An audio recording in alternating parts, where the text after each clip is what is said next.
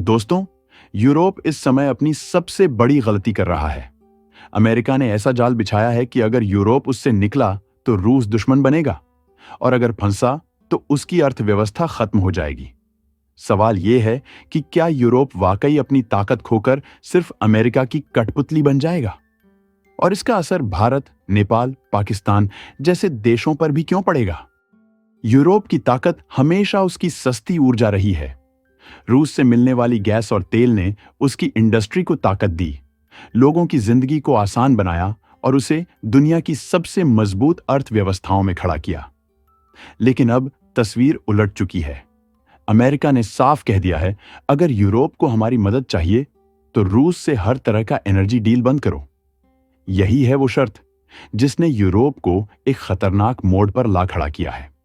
सोचिए, जब कोई देश अपनी जरूरत की ऊर्जा 3 गुना महंगे दाम पर खरीदेगा तो उसके कारखाने, उसकी नौकरियां और उसकी जनता पर कितना बड़ा बोझ पड़ेगा। यही हो रहा है यूरोप में। महंगाई चरम पर है, इंडस्ट्री बंद हो रही है और लोग परेशान हैं। लेकिन अमेरिका, वह इस पूरे खेल का सबसे बड़ा विजेता बनकर उभरा है। वह अपनी महंगी गैस बेच रहा है, अरबों डॉलर कमा रहा है और धीरे धीरे यूरोप की नीतियों पर नियंत्रण जमा रहा है। अब यहां असली ट्विस्ट आता है। रूस पर लगाए गए 18 राउंड के प्रतिबंध नाकाम हो चुके हैं। रूस अपनी सप्लाई नई मार्केट्स में भेज रहा है, लेकिन यूरोप की हालत और खराब हो रही है। सवाल उठता है, आखिर इस खेल का असली मकसद क्या है? रूस को कमजोर करना या यूरोप को अमेरिका पर पूरी तरह निर्भर बना देना? आपको जानकर हैरानी होगी कि 2022 में यूरोप 40% तक रूसी गैस पर निर्भर था। 2024 आते आते यह घटकर सिर्फ 14% रह गया। लेकिन यहां एक और चौंकाने वाला मोड़ है। पिछले साल फिर से रूस से एलएनजी खरीद बढ़ी है। यानी यूरोप दबाव में होते हुए भी चुपचाप रूस से खरीद जारी रख रहा है। यही बात अमेरिका को खटक रही है। अब आप सोच रहे होंगे, इस लड़ाई से भारत, नेपाल और पाकिस्तान का क्या लेना देना है? सीधा असर है। जब यूरोप महंगी गैस खरीदेगा तो इंटरनेशनल मार्केट में दाम बढ़ेंगे। भारत को तेल और गैस आयात महंगे दाम पर मिलेगा। नेपाल और पाकिस्तान जैसे कमजोर अर्थतंत्र पर तो और बड़ा बोझ पड़ेगा। इसका मतलब है कि यूरोप की यह लड़ाई आपके घर तक असर डाल रही है, महंगे पेट्रोल, महंगी बिजली और बढ़ते दामों के रूप में। लेकिन खेल यहीं खत्म नहीं होता। असली टकराव अब क्लाइमेट पॉलिसी पर शुरू हो चुका है। यूरोप चाहता है कि 2050 तक वह नेट जीरो हासिल करे, यानी कार्बन उत्सर्जन पूरी तरह खत्म करके पर्यावरण को संतुलित करना। पहली नजर में यह कदम सुनने में ऐतिहासिक और इंस्पायरिंग लगता है, लेकिन असली सच कुछ और है। अमेरिकी ऑयल और गैस कंपनियों के लिए यह योजना खतरे की घंटी बन चुकी है। क्यों? क्योंकि अगर यूरोप सचमुच ग्रीन एनर्जी पर शिफ्ट होता है तो तेल और गैस की मांग घट जाएगी और अमेरिका की $1 ट्रिलियन इंडस्ट्री सीधा घाटे में चली जाएगी। अमेरिकी कंपनियों का डर सिर्फ इतना नहीं है कि उनका मुनाफा कम होगा। उनका कहना है कि यूरोप की यह ग्रीन पॉलिसी हमारे लिए कानूनी और राजनीतिक खतरे पैदा कर सकती है। नए कानूनों के चलते कंपनियों पर भारी टैक्स लग सकता है, मुकदमे चल सकते हैं और उनकी लॉबी पावर यूरोप में कमजोर हो सकती है। यही वजह है कि वॉशिंगटन से लेकर ब्रुसेल्स तक अमेरिकी लॉबी लगातार यूरोप पर दबाव बना रही है कि यह पॉलिसी बदले, वरना आने वाले समय में बड़े बड़े सौदे अधर में लटक जाएंगे और अंतर्राष्ट्रीय व्यापार का नक्शा ही बदल जाएगा। यानी तस्वीर साफ है, यह खेल सिर्फ तेल और गैस तक सीमित नहीं है। यह अरबों खरबों डॉलर के भविष्य का खेल है। यह ग्लोबल पॉलिसी बनाने की ताकत का खेल है। सवाल केवल क्लाइमेट चेंज का नहीं है। सवाल यह है कि 21वीं सदी की आर्थिक और राजनीतिक दिशा कौन तय करेगा, यूरोप या अमेरिका? और सबसे बड़ा सवाल, क्या यूरोप इस दबाव में टिक पाएगा या आखिरकार टूट जाएगा? अब दोस्तों, एक और चौंकाने वाली सच्चाई सुनिए।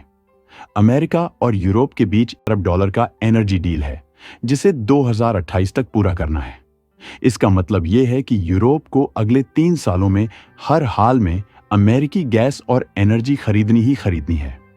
चाहे कीमत आसमान छू ले, चाहे उनकी अपनी जनता विरोध करे, इस डील की शर्तें यूरोप को मजबूर करती हैं। यही है वह असली आर्थिक जाल जिससे निकलना लगभग नामुमकिन है। अब सोचकर देखिए, अगर भारत, पाकिस्तान या नेपाल जैसे देश किसी एक देश पर पूरी तरह एनर्जी के लिए निर्भर हो जाएं, तो उनका क्या हाल होगा? उनकी पूरी फॉरेन पॉलिसी उसी एक देश की शर्तों पर चलने लगेगी।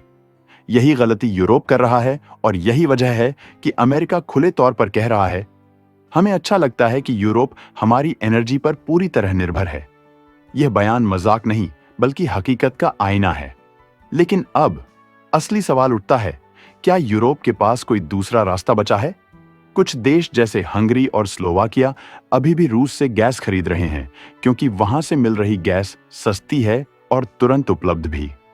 यह देश खुलकर अमेरिका की लाइन फॉलो करने को तैयार नहीं है।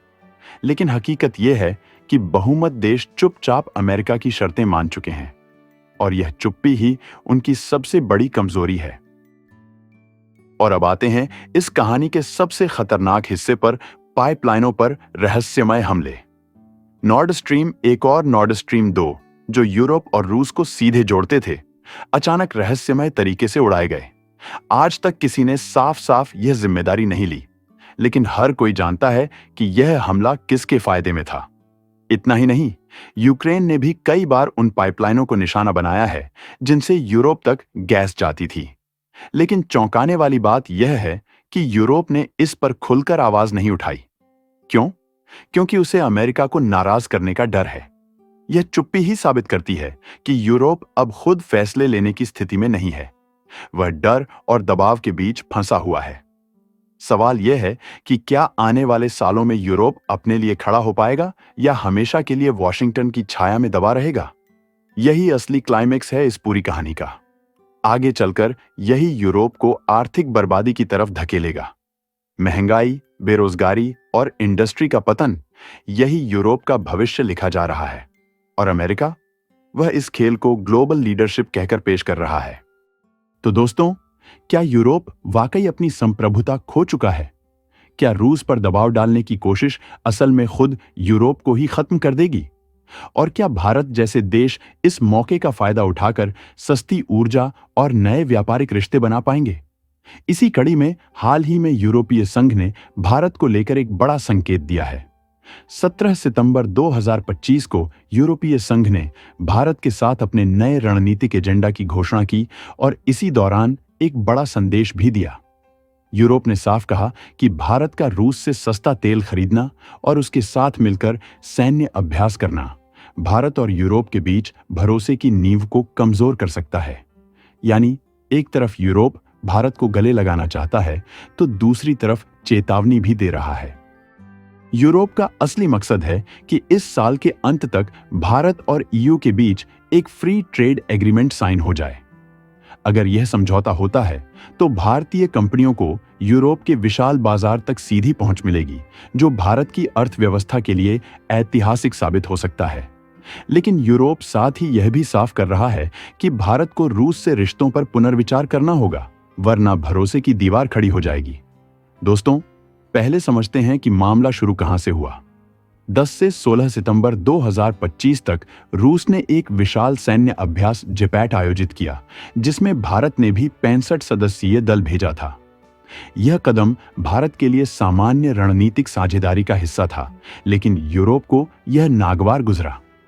यूरोप का तर्क है कि जब यूक्रेन युद्ध अभी भी जारी है, तब रूस के साथ इतना नजदीकी रिश्ता रखना पूरी दुनिया को गलत संदेश देता है। लेकिन भारत का दृष्टिकोण बिल्कुल अलग है। भारत साफ कहता है कि उसकी विदेश नीति दबाव में नहीं, बल्कि राष्ट्रीय हितों में तय होती है। रूस से तेल खरीदना भारत के लिए सिर्फ एक आर्थिक निर्णय नहीं, बल्कि ऊर्जा सुरक्षा की कुंजी है। रूस का तेल भारत को सस्ता पड़ता है और यही सस्ती ऊर्जा घरेलू अर्थव्यवस्था को ताकत देती है।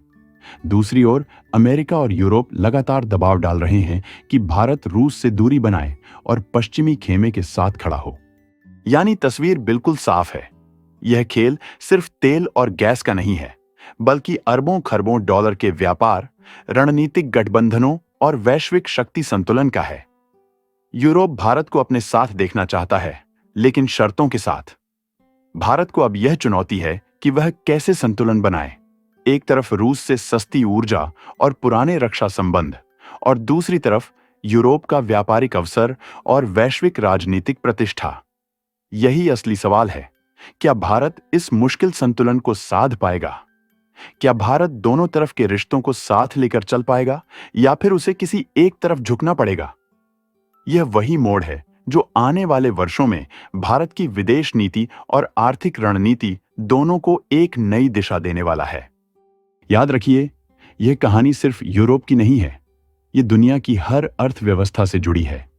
अगर आप भारत में हैं, नेपाल में हैं, पाकिस्तान में हैं या फिर अमेरिका यूके में हैं, ये खेल आपके जीवन को भी प्रभावित करेगा। और सबसे खतरनाक सच्चाई यही है, ऊर्जा युद्ध अभी खत्म नहीं हुआ है, ये तो बस शुरुआत है।